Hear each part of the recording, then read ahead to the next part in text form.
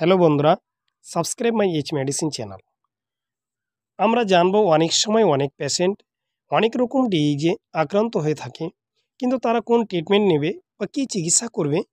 আসুন তাদের জন্য এই ভিডিওটি খুব পারফেক্ট হতে চলেছে।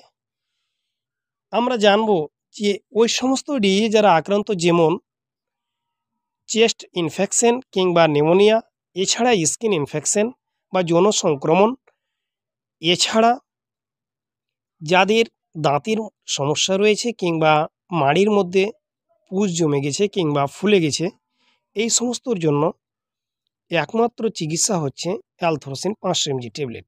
আসুন এবার আমরা জানবো যে এই মেডিসিনের ডোজ কী। এই মেডিসিনের ডোজ ডাক্তারবাবুরা পেশেন্টের উপর ডিপেন্ড করে তার ডোজ নির্ণয় করে থাকে। এর সাইড ইফেক্ট হচ্ছে যেমন ডায়রিয়া হতে পারে কিংবা নজিয়া, বমি লাগতে পারে, ভমিটিং বমি হতে পারে। তাই ভালো থাকুন, সুস্থ থাকুন। আসি, পরের ভিডিও আবার দেখা হবে।